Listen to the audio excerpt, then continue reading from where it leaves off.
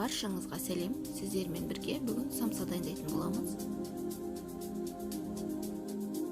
Бізге керекті су, суымыздың үстіне тұз қосамыз.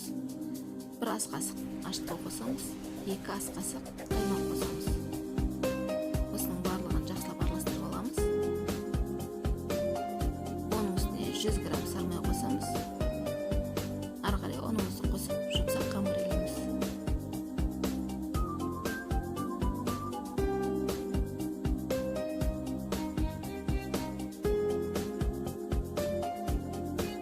Қамырымыз дайын болды. Бетін жауып 1 сағатқа қойып қоямыз.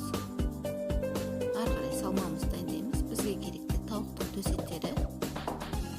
Оны майдалап турап аламыз.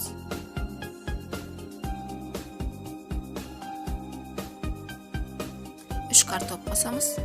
Оны да майдалап тураймыз.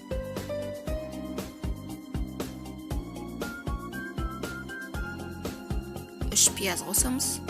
Оны да турап аламыз.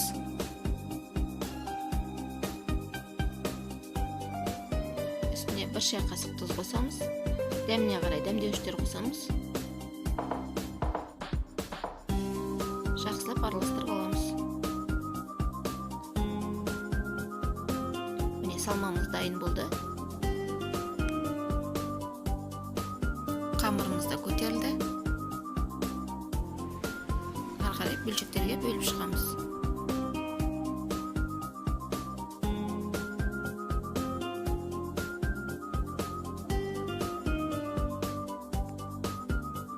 Қамырымызға салмамыз салып, видеодағыдай форма жасаймыз. Барлығын осылай жасап аламыз.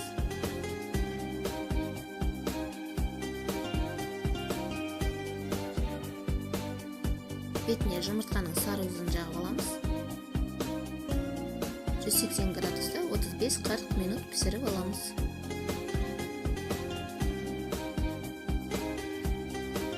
Самсаларымыз дайын болды. Өте дәмді болып шығады. Достар, менің каналыма тіркеліп, лайк, комментарий қалдырып кетіңіздер. Баршаңызға көп рахмет.